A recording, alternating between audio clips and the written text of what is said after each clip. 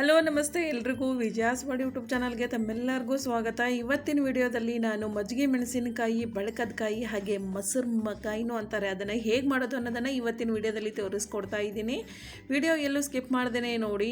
ನಾನಿಲ್ಲಿ 2 kg ಬ್ಯಾಡಗಿ ಮೆಣಸಿನಕಾಯಿಯನ್ನು ತೊಗೊಂಡಿದ್ದೀನಿ. ಹಸಿ ಮೆಣಸಿನಕಾಯಿ, ಹಸಿರುಗಾಯಿ 2 kg ತೊಗೊಂಡಿದ್ದೀನಿ. ಇದನ್ನು ನೀಟಾಗಿ ಒಂದು ಸಾರಿ ತೊಳೆದು ಒಣ ಬಟ್ಟೆಯಿಂದ ಒರೆಸಿ ಎಲ್ಲ ನೀರಿನ ಪಸೆ ಹೋದ್ಮೇಲೆ ನಾನು ಈ ಥರ ಚಾಕು ಅಥವಾ ಸೂಜಿ ದಬ್ನ ಯಾವುದರಿಂದನಾದರೂ ನೀವು ಮೇಲಿನ ಲೇಯರನ್ನು ಕಟ್ ಮಾಡ್ಕೋಬೋದು. ಹಾಗೆ ನೀವು ಮಾರ್ಕೆಟಲ್ಲಿ ಸಿಗೋ ಮೆಣಸಿನಕಾಯಿ ತುಂಬಾ ಖಾರ ಇರ್ತವೆ, ಹಸಿಕಾಯಿ. ಅವನ್ನು ನನ್ನ ವಿಡಿಯೋದಲ್ಲಿ ತೋರಿಸ್ಕೊಟ್ಟಿರೋ ಥರ ನೀವು ಒಂದು ಸಾರಿ ಮಾಡಿ ನೋಡಿ. ಖಾರನೂ ಇರಲ್ಲ, ಹಾಗೆ ವೈಟಾಗಿ ಚೆನ್ನಾಗಿ ಬರ್ತವೆ. ಗೋಲ್ಡ್ ಕಲರ್, ಕ್ರೀಮ್ ಕಲರ್ ಥರ ತುಂಬ ಚೆನ್ನಾಗಿ ಬರ್ತವೆ. ಒಂದು ಸಾರಿ ವಿಡಿಯೋನ ಎಲ್ಲೂ ಸ್ಕಿಪ್ ಮಾಡ್ದೇನೆ ಪೂರ್ತಿನಾಗಿ ನೋಡಿ. ಹಾಗೆ ಹೊಸದಾಗಿ ಯಾರೆಲ್ಲ ನನ್ನ ಚಾನಲ್ನ ಸಬ್ಸ್ಕ್ರೈಬ್ ಆಗದೆ ನೋಡ್ತಾ ಇದ್ದೀರಾ, ಪ್ಲೀಸ್ ಸಬ್ಸ್ಕ್ರೈಬ್ ಆಗಿ, ಲೈಕ್ ಮಾಡಿ, ಶೇರ್ ಮಾಡಿ, ಕಮೆಂಟ್ ಮಾಡಿ. ಬೆಲ್ ಬಟನ್ ಕ್ಲಿಕ್ ಮಾಡೋದನ್ನು ಮರಿಬೇಡಿ. ಆಲ್ ಅಂತ ಬರುತ್ತೆ, ಅದನ್ನು ಸಹ ಸೆಲೆಕ್ಟ್ ಮಾಡಿ. ನಾನು ಪ್ರತಿದಿನ ಹಾಕುವಂತಹ ಹೊಸ ವಿಡಿಯೋದ ನೋಟಿಫಿಕೇಷನ್ ತಮಗೆ ಫಸ್ಟ್ ಬರ್ತದೆ. ನನ್ನ ಹೊಸ ವಿಡಿಯೋನ ತಾವೇ ಫಸ್ಟ್ ನೋಡ್ಬೋದು ಅಂತ ಹೇಳ್ತಾ ನೋಡಿ, ಈ ರೀತಿ ಪ್ರತಿಯೊಂದನ್ನು ಸಹ ನಾನು ಕಟ್ ಮಾಡ್ತಾ ಇದ್ದೀನಿ. ಫಸ್ಟು ಈ ರೀತಿ ಎಲ್ಲ ಕಟ್ ಮಾಡಿದ ಮೇಲೆ ನಾನು ಒಂದು ಪಾತ್ರೆಯಲ್ಲಿ ನೀರನ್ನು ಬಿಸಿ ಮಾಡಲಿಕ್ಕೆ ಇಟ್ಟಿದ್ದೀನಿ. ನೋಡಿ, 2 kg ಮೆಣಸಿನಕಾಯಿಗೆ ಒಂದು ಪಾತ್ರೆಯಲ್ಲಿ ಇಷ್ಟು ನೀರನ್ನು ನಾನು ಬಿಸಿ ಮಾಡಲಿಕ್ಕೆ ಇಟ್ಟಿದ್ದೀನಿ.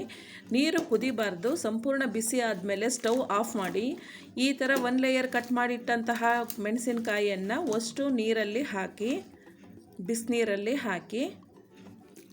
ಹಾಕಿ ಈ ಥರ ಎಲ್ಲ ನೀರಲ್ಲಿ ಮುಳುಗೋ ಥರ ಪ್ರೆಸ್ ಮಾಡಿ. ನೋಡಿ, ಎಲ್ಲ ಕಾಯಿಗೂ ಬಿಸಿನೀರು ತಾಗಬೇಕು. ಒಂದು 5 ರಿಂದ 10 ನಿಮಿಷ ಇದಕ್ಕೆ ಪ್ಲೇಟನ್ನು ಮುಚ್ಚಿ ಹಾಗೆ ಎತ್ತಿಟ್ಬಿಡಿ. ಯಾಕಂದರೆ ಖಾರ ಸಂಪೂರ್ಣ ಹೋಗಿಬಿಡುತ್ತೆ, ಖಾರನೂ ಹೋಗುತ್ತೆ, ಆಮೇಲೆ ಅವು ಕಪ್ಪಾಗಲ್ಲ, ಒಣಗಿದ ಮೇಲೆ ಕಪ್ಪಾಗಲ್ಲ. ಅದರಿಂದ ಒಂದು ಪ್ಲೇಟನ್ನು ಮುಚ್ಚಿ ಎತ್ತಿಟ್ಟು ಒಂದು 10 ನಿಮಿಷ ಆದಮೇಲೆ ಸ್ವಲ್ಪ ಕಲರ್ ಚೇಂಜ್ ಆಗ್ತವೆ. ನಾನಿಲ್ಲಿ ಒಂದು ಜರಡಿಯನ್ನು ತಗೊಂಡು ಜರಡಿಗೆ ಈಗ ನಾನು ನೀರಲ್ಲಿ ಹಾಕಿದಂತಹ ಕಾಯಿಯನ್ನು ಸೋಸ್ತಾ ಇದ್ದೀನಿ. ನೋಡಿ, ಈ ರೀತಿ ನೀರೆಲ್ಲ ಕಡಿಗೆ ಹೋಗೋ ಥರ ಸ್ವಲ್ಪ ಹೊತ್ತು ಬಿಟ್ಟು ನಂತರ ನೀವು ಇವನ್ನು ಬಿಸಿಲಿಗೆ ಒಣಗಕ್ಕೆ ಹಾಕಿಬಿಡಿ. ಬರೀ ನಾನು ಬಿಸಿನೀರಲ್ಲಿ ತೋರಿಸಿ ಒಂದು 10 ನಿಮಿಷ ಬಿಟ್ಟು ಒಣಗಕ್ಕೆ ಹಾಕಿದ್ದೀನಿ. ಇವಾಗ ಸಂಜೆ ಇವನ್ನೆಲ್ಲ ತಗೊಂಡು ಬಂದಿದ್ದೀನಿ. ಬೆಳಗ್ಗೆ ಒಣಗಕ್ಕೆ ಹಾಕಿದಂತಹ ಕಾಯಿಯನ್ನು ಸಂಜೆ ತಗೊಂಡು ಬಂದಿದ್ದೀನಿ. ನೋಡಿ, ಕಲರು ವೈಟ್ ಆಗ್ತಾ ಐತೆ. ನಾವು ಹಾಗೆ ಮಾಡಿದರೆ ಕೆಂಪಾಗಿಬಿಡುತ್ತೆ. ಆದ್ದರಿಂದ ಬಿಸಿನೀರಲ್ಲಿ ಒಂದು ಸಾರಿ ನೀವು 5 ರಿಂದ 10 ನಿಮಿಷ ಬಿಟ್ಟು ನೀವು ಸೋಸಿ ಹಾಕೋದ್ರಿಂದ ಅದು ಕೆಂಪಾಗಿ ಕೊಡಲ್ಲ. ಆಮೇಲೆ ಸ್ವಲ್ಪ ಮೆಣಸಿನ್ಕಾಯಿ ಈ ದಿನದಲ್ಲಿ ಮೂಡುಗಳಲ್ಲಿ ಜಾಸ್ತಿ ಖಾರ ಇರುತ್ತೆ, ಖಾರನೂ ಸಹ ಕಮ್ಮಿ ಆಗುತ್ತೆ. ನಾನಿಲ್ಲಿ 4 ಟೀ ಸ್ಪೂನ್ ಆಗೋಷ್ಟು ಜೀರಿಗೆನ ತೊಗೊಂಡಿದ್ದೀನಿ. ಹಾಗೆ 1 ಬಟ್ಲು ಉಪ್ಪನ್ನು ತೊಗೊಂಡಿದ್ದೀನಿ. ಹರಳು ಉಪ್ಪನ್ನು ತಗೊಂಡು ಎರಡನ್ನು ಮಿಕ್ಸ್ ಮಾಡಿ ಮಿಕ್ಸಿ ಮಾಡ್ತಿದ್ದೀನಿ. ನೋಡಿ, ಇಷ್ಟು ಪುಡಿ ಆದಮೇಲೆ ಇದಕ್ಕೆ ಸ್ವಲ್ಪ ಇಂಗು ಮತ್ತು ಸೋಡಾನ ಬೆರೆಸ್ತಿದ್ದೀನಿ. ಬೆರೆಸಿ ಮಿಕ್ಸ್ ಮಾಡಿ ಈ ಪುಡಿಗೆ. ಬಿಸಿಲು ಹೋಗೋದ್ರಾಗೇ ನೀವು ಹಪ್ಪಳ ಸಂಡಿಗೆ ಜೊತೆಗೆ ಬೆಳಕನ್ನು ಮಾಡಿಡಬೇಕು. ಯಾಕಂದರೆ ಮಳೆಗಾಲ ಮತ್ತು ಚಳಿಗಾಲದಲ್ಲಿ ನಿಮಗೆ ಬಿಸಿಲು ಸಿಗಲ್ಲ. ಈಗ ಸ್ಟಾಕ್ ಮಾಡಿಟ್ಕೊಂಡ್ರೆ ಅವಾಗೆ ನಿಮಗೆ ಹಬ್ಬ ಹುಣ್ಣಿಮೆ ಯಾರಾದರೂ ಬೀಗರು ಬಂದಾಗ, ನೆಂಟರು ಬಂದಾಗ ಕರೀಲಿಕ್ಕೆ ಬರುತ್ತೆ. ನಾನಿಲ್ಲಿ ಪುಡಿ ಮಾಡಿದಂತಹ ಜೀರಿಗೆ ಉಪ್ಪನ್ನು ಈ ರೀತಿ ತುಂಬ್ತಾ ಇದ್ದೀನಿ. ಪ್ರತಿಯೊಂದು ಮೆಣಸಿನಕಾಯಿಗೂ ಈ ರೀತಿ ಫಿಲಪ್ ಮಾಡ್ಕೊಳ್ಳಿ. ನಾವು ಬಿಸಿನೀರಲ್ಲಿ ಹಾಕಿ ಒಂದು 10 ನಿಮಿಷ ಬಿಡೋದ್ರಿಂದ ಆಮೇಲೆ ಅವು ಕಾಯಿ ಕಪ್ಪಾಗಲ್ಲ. ಮೆಣಸಿನಕಾಯಿ ಮಜ್ಜಿಗೆಯಲ್ಲಿ, ಮೊಸರುಗಲ್ಲಿ ನಾವು ಕಲಿಸಿಟ್ಟಾಗ ಒಂದೊಂದು ಸರಿ ಕಪ್ಪಾಗಿಬಿಡ್ತವೆ, ಕಪ್ಪಾಗಲ್ಲ. ಮತ್ತು ಖಾರ ಜಾಸ್ತಿ ಇದ್ರೂ ಖಾರ ಮುರಿತವೆ, ಕಮ್ಮಿ ಆಗ್ತವೆ. ಆದ್ದರಿಂದ ಹೀಗೆ ಮಾಡಿ ನೀವು ಒಂದು ಸಾರಿ ಮಾಡಿ ನೋಡ್ಕೊಳ್ಳಿ. ಕಲರ್ ಅಂತೂ ತುಂಬ ಚೆನ್ನಾಗಿ ಬರ್ತವೆ ಒಣಗಿದ ಮೇಲೆ. ಮೆಂತ್ಯನೂ ಹಾಕ್ತಾರೆ. ಮೆಂತ್ಯ ಹಾಕಿದರೆ ಮಳೆಗಾಲದಲ್ಲಿ ಚಿಕ್ಕದಾಗಿ ಹುಳುಗಳಾಗಿಬಿಡ್ತವೆ. ಆದ್ದರಿಂದ ಮೆಂತ್ಯನ ನೀವು ನೋಡಿ ಹಾಕ್ಕೊಳ್ಳಿ.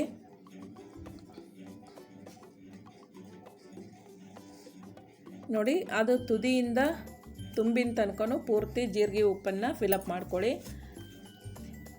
ಈಗ ನಾನು ಅಷ್ಟು ತುಂಬಿದಂತಹ ಮೆಣಸಿಕಾಯಿನ ಒಂದು ಬಾಳಿಯಲ್ಲಿ ಹಾಕ್ತಿದ್ದೀನಿ. ದೊಡ್ಡದಾದ ಸ್ಟೀಲಿನ ಪಾತ್ರೆಗೆ ಹಾಕ್ಕೊಂಡು ನಂತರ ನಾನು ಹಾಲಿಗೆ ಹೆಪ್ಪು ಹಾಕಿ 2 ದಿನ ಬಿಟ್ಟು ಅದನ್ನು ಮಜ್ಜಿಗೆ ಮಾಡಿದ್ದೀನಿ. ಯಾಕಂದರೆ ಹುಳಿ ಜಾಸ್ತಿ ಬರಬೇಕು, ಅದಕ್ಕೋಸ್ಕರ ನಾನು ಹುಳಿ ಮೊಸರನ್ನು ಮಜ್ಜಿಗೆ ಮಾಡಿ ಹಾಕಿದ್ದೀನಿ. ತೀರಾ ನೀರಾಗಿನೂ ಮಾಡ್ಕೋಬೇಡಿ, ತೀರಾ ಗಟ್ಟಿಯಾಗಿನೂ ಮಾಡ್ಕೋಬೇಡಿ ಮಜ್ಜಿಗೆನ. ಪ್ರತಿಯೊಂದು ಮೆಣಸಿನ್ಕಾಯಿಗೂ ಮಜ್ಜಿಗೆ ತಾಗೋ ಥರ ನೀವು ಈ ಥರ ಸುರುಬಿಡಿ.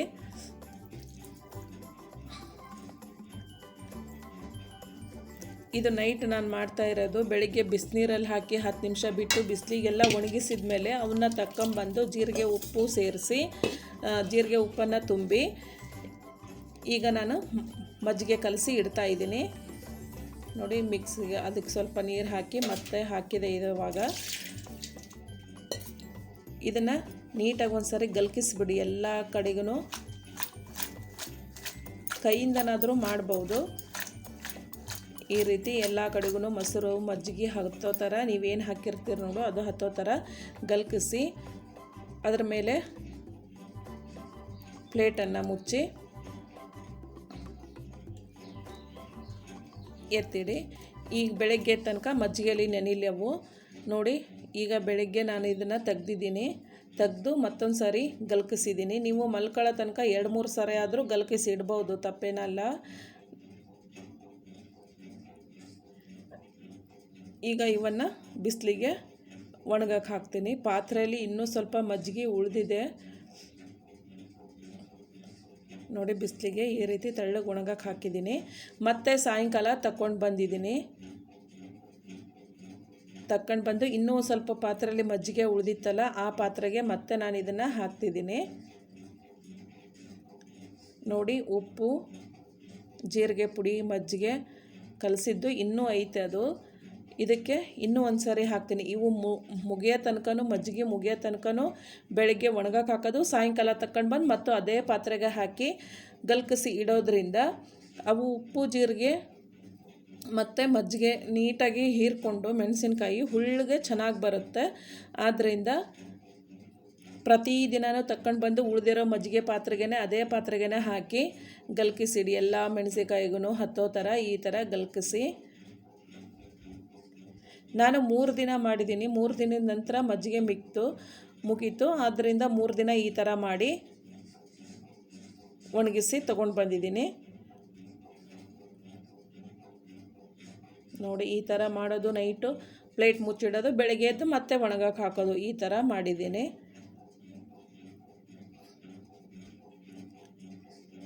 ನೋಡಿ ಇವತ್ತಿನ ವಿಡಿಯೋ ನಿಮಗೆ ಇಷ್ಟ ಆದರೆ ನಿಮ್ಮ ಫ್ಯಾಮಿಲಿ ಫ್ರೆಂಡ್ಸಿಗೆ ಶೇರ್ ಮಾಡೋದನ್ನು ಮರಿಬೇಡಿ.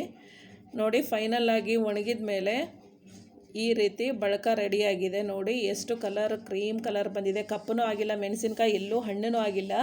ಬಿಸಿನೀರಲ್ಲಿ ಹಾಕೋದ್ರಿಂದ ಈ ರೀತಿ ನೀಟಾಗಿ ರೆಡಿ ಆಗುತ್ತೆ.